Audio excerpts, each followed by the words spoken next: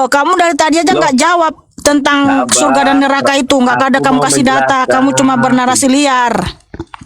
Aku mau menjelaskan Kak Mikana. Sabar Kak Mikana ya. Perhatikan ini Kak Mikana. Nih, ini adalah salah satu terjemahan Gabrul. Karena itu tadi aku berkata kepadamu bahwa kamu akan mati dalam dosamu, sebab jikalau kamu tidak percaya bahwa akulah dia, kamu akan mati dalam dosamu. Ini terjemahan Gabrul. Kita lihat di dalam bahasa Yunaninya. Ayo merecius. Oke ya. Eifon haul human hoti apotaneiste entais amartiais human ean garme pisteu sete hoti ego eimi. Ego eimi di dalam Yohanes 8 ayat ke-24 diartikan akulah dia. Ini Gabrul. Coba cek dalam bahasa Inggrisnya. Sekarang kita lihat di dalam Yohanes 14 Yohanes 14 betul ayat ke-6. Kita lihat Mikana. Di dalam Yohanes 14 kata Yesus kepadanya, akulah jalan kebenaran. Kita lihat di dalam bahasa Yunaninya, legei hauto ho Yesus ego eimi. Ego eimi di dalam Yohanes 14 ayat ke-6 bukan akulah dia, tapi terjemahannya akulah atau I am. Tapi kenapa di dalam Yohanes 8 ayat 24 ego eimi diterjemahkan menjadi akulah dia? Inilah penyesatan dari terjemahan LAI. Dor. Biar saya jelasin ya. Boleh, silakan. Kalau di situ bukan akulah dia, kalimatnya akan rancu. Kalau begini kalimatnya ya. Karena itu tadi aku berkata kepadamu bahwa kamu akan mati dalam dosamu. Sebab jikalau kamu tidak percaya bahwa akulah, kamu akan mati dalam dosamu. Bukankah itu rancu? Kalau akulah, kalau kamu artikan di situ ego eimi itu bukan akulah dia. Jangan dipotong, jangan panik Nanda, jangan panik. Udah panik aku. Belum bukan apa-apa udah panik banget sih. Silakan. Loh, siapa yang panik? Mana ada aku panik. Iya, rancu banget kalimatnya ya. Jikalau di sini yang dimaksud sama Nandar, kalau kita ikutin keinginan Nandar ya dengan pikirannya sendiri, kalimatnya akan rancu banget saudaraku ya. Kalau kamu tidak percaya bahwa akulah, kamu akan mati dalam dosamu. Akulah apa? Ya Allah Tuhan tolong please ya. Tapi kalau kita lihat ya, kita akan lihat teks analisis ya. Saya tunjukin ya teman-teman ya. Teks analisis dari Yohanes 8 ayat 24. Mohon maaf ya teman-teman, kita harus jawab si Nandar ini. Karena kalau turunin aja lah, tunggu sabar ya Bravo. Jangan diturunkan. Kamu jangan potong. Karena kalau kita nggak counter si Nandar ini, dia akan menyesatkan banyak orang di roomnya sendiri. Dia akan framing Alkitab. Karena apa? Dia kan bebas memframing Alkitab ya.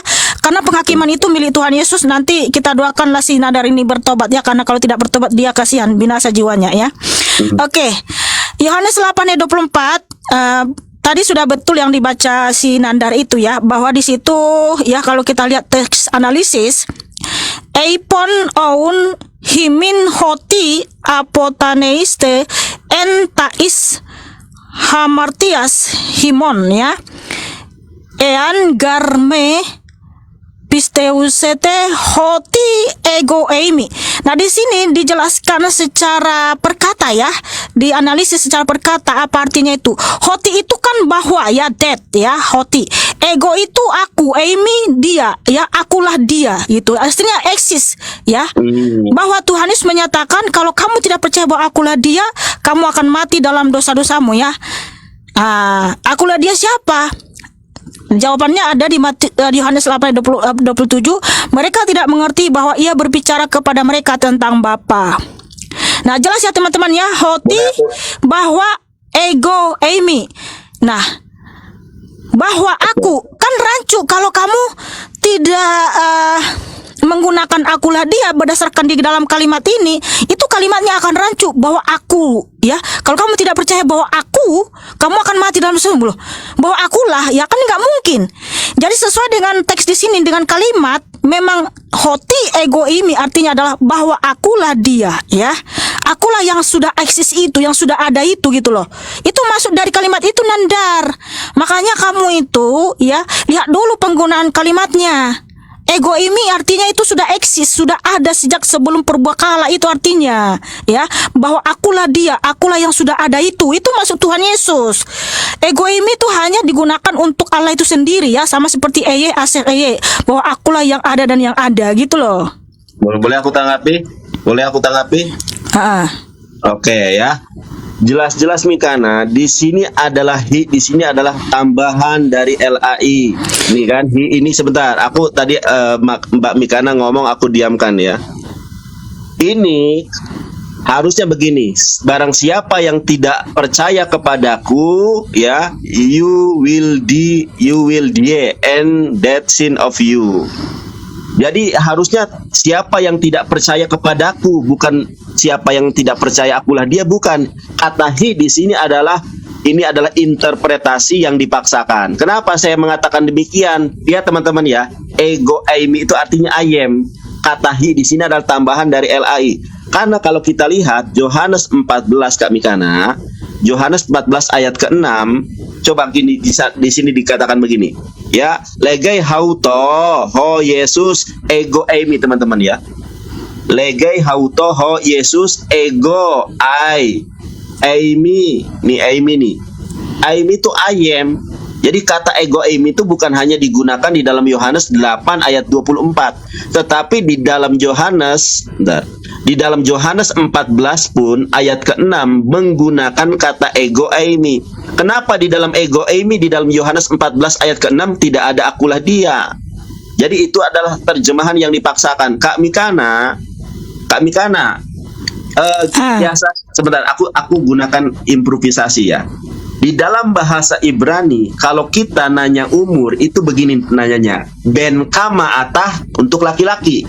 Kalau untuk perempuan, bat kamat. Kalau kita parsing, ben anak, kama berapa, atah anda. Tidak nyambung. Jadi oleh karenanya pelajari bahasa Ibrani dan Yunani. Karena kaidah di dalam bahasa Ibrani dan Yunani dengan bahasa Indonesia itu beda. Contoh, good morning. Kalau kita terjemahkan secara bahasa Indonesia, good selamat, ya. Good bagus ya. Good itu bagus. Morning pagi, bagus pagi, gak nyambung. Jadi kita harus kembalikan di dalam kaidah bahasa Ibrani dan Yunaninya. Sama seperti halnya di dalam bahasa Ibrani tanya umur, ben kamah ata. Kalau kita parsing secara kata, ben anak, kamah berapa atah, anak berapa kamu, gak nyambung. Tapi kalau kita mengerti kaidah dan disiplin ilmu bahasa Ibrani dan Yunani, itu mengacu kepada akulah, ya, bukan akulah dia. Mau saya kasih tahu? Oke, udah cukup. Biar saya jelaskan lagi. Boleh. Makanya kamu harus tahu ya, di dalam bahasa Ibrani dan Yunani penggunaan kata egoimi itu hanya merujuk kepada Tuhan Allah itu sendiri ya. Karena egoimi itu akulah aku ya, akulah yang ada dan yang ada, yang sepadan bahasanya dengan eyeh aseh eyeh. Nah kalau kita lihat ya di Keluaran 3:14 dalam Septuaginta, Keluaran 3:14 itu di situ adalah ketika Tuhan Allah menyatakan, di mana Nabi Musa kan bertanya tentang namamu siapakah yang harus kukatakan kepada orang Israel ya. Yahweh Elohim berfirman, katakanlah kepada mereka seperti ini ya. Aku berfirman, dan firmanlah Elohim kepada Musa, aku, kalau terjemahan dari LT3 ya, aku yang ada dan yang ada ya. Kalau terjemahan dari TB-Lay, akulah aku ya, akulah aku, akulah yang ada dan yang ada. Ego eimi eyeh aseh eyeh itu sama artinya. Artinya dia eksis, dialah yang ada dan yang ada. Makanya kalau kita baca di Keluaran 3:14 dalam Septuaginta ya, di Keluaran 14 di situ dituliskan ego eimi ini ya, ada ya ego eimi. Artinya akulah yang ada dan yang ada. Aku adalah aku gitu ya. Makanya sudah tepat penggunaan kata di Yohanes 8:24 itu diterjemahkan akulah dia atau akulah aku eyeh aseh eyeh ya.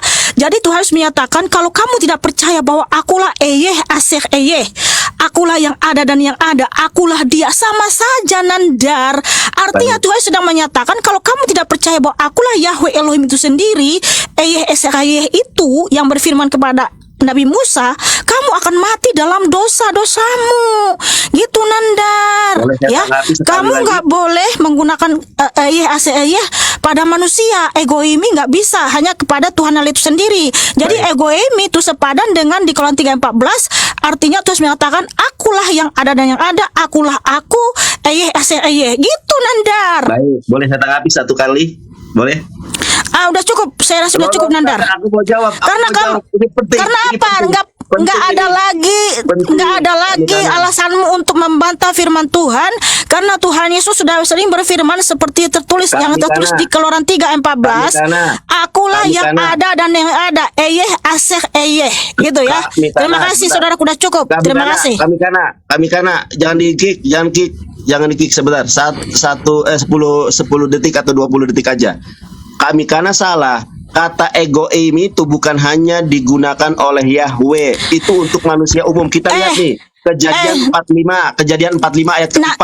Di situ sudah jelas kalau kamu Akulah Yusuf. Ini dalam bahasa di dalam Septuaginta, di dalam LXX itu egoimi Yosef. Ternyata kata egoimi itu bukan sesuatu yang hanya untuk Yahweh. Bahkan Yusuf pun mengatakan egoimi Yosef. Nah, di situ egoimi itu sama dengan yang di Keluaran 3:14 ya, egoimi gitu loh. Karena di situ kenapa dikatakan egoimi? Karena di situ kan seakan-akan Yusuf itu merujuk kepada yang memang dia harus disembah, makanya menggunakan kata egoimi gitu loh ya. Oke, saya rasa sudah cukup dulu. Makasih saudaraku. Tuhan Kristus memberkatimu ya. Jangan dikik. Udah cukup ya. Egoimi itu merujuk ke Yusuf karena dia akan disembah sama saudaranya. Makanya disebutkan seperti itu gitu ya. Itu sama dengan di Keluaran 3:14 Tuhan menyatakan kalau kamu tidak percaya bahwa akulah dia, kamu akan mati dalam dosa-dosamu.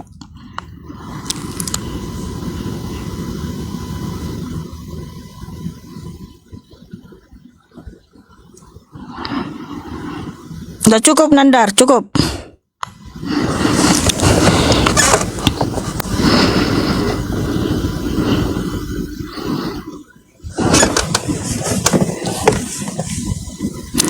Iya.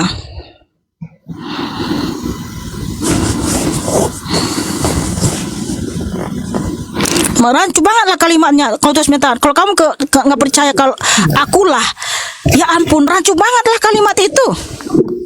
Ya, selamat malam Arya. Halo, malam. Ya, silakan saudaraku. Saya ingin bertanya dong, Bu. Kak. Ya, silakan. Bagaimana tentang Tuhan Yesus itu mengakui bahwa dirinya itu adalah Tuhan? Tuhan mengaku dirinya Tuhan. Iya. Di ayat berapa dan di Alkitab berapa? Nah, itu tadi yang dibacakan di bawah Nandari yang ditanyakan. Yohanes 8:24, Tuhan berfirman, kalau kamu tidak percaya bahwa akulah dia, kamu akan mati dalam dosa-dosamu. Dia siapa? Dia Yahweh Elohim yang berfirman kepada Nabi Musa. Karena ketika Nabi Musa bertanya di Keluaran 3 ayat 13, Nabi Musa bertanya tentang namamu siapa, katanya kan. Terus Yahweh Elohim menjawab di Keluaran 3:14, akulah yang ada dan yang ada, ya egoimi, Jadi Tuhan Yesus itu adalah yang ada dan yang ada, yang sudah eksis sejak zaman purbakala. Sebelum dunia ini ada, Tuhan Yesus itu sudah eksis, sudah ada.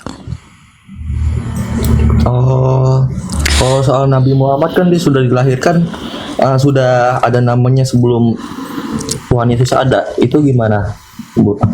Nah, Kan kalau misalnya Nabi Muhammad nih, kan dia namanya sudah ada tercantum di sebelum dia terlahirkan. tercantum di mana? Tercantum di mana ya? Di Al-Quran atau pokoknya di firman-firman yang sebelumnya deh. Di mana di Alkitab tercatat ada nama Muhammad sebelum dunia ini sudah ada nama Muhammad? Saya kurang paham sih, tapi saya pernah mendengar kalau misalnya Nabi Muhammad tuh namanya sudah ada sebelum Tuhan Yesus. Mana ada datanya, ayatnya? Saya mendengarkan ceramah-ceramah aja sih, Bu, kurang detail-detail dengan ayat-ayat Alkitab sih. Makanya saya bertanya, ingin menjelaskan apakah itu benar atau tidak. Tidak benar, karena di dalam Alkitab itu tidak ada tertulis secara spesifik nama Muhammad ya, merujuk kepada Nabi Muhammad, nggak pernah ada. Yang Tuhan Yesus firmankan itu adalah di Yohanes 17 ayat 5, sebelum dunia ini ada, kemuliaanku sudah ada. Mika 5 ayat 2, sebelum dunia ini ada, Tuhan Yesus sudah ada. Kenapa? Tuhan Yesuslah sang pencipta. Yohanes 1 ayat 3, segala sesuatu diciptakan oleh Tuhan Yesus. Tanpa Tuhan Yesus tidak ada sesuatu yang jadi dari segala yang telah dijadikan. Ya, jadi tidak pernah ada dalam Alkitab tertulis bahwa Muhammad itu sudah ada sebelum dunia ada, enggak pernah ada. Itu ada. Yang ada adalah Tuhan Yesus sudah ada sebelum dunia ini ada. Itu ceramah-ceramah, terserah dirimu. Kalau kamu ceramah-ceramah seperti itu, ya mohon maaf, nggak masuk di kami ceramah seperti itu karena tidak ada datanya dalam Alkitab. Kami percaya apa yang difirmankan Tuhan Yesus. Tuhan Yesus berfirman, ikutlah aku, percayalah kepadaku, ya, di Yohanes 6, Tuhan berfirman, Yohanes 7,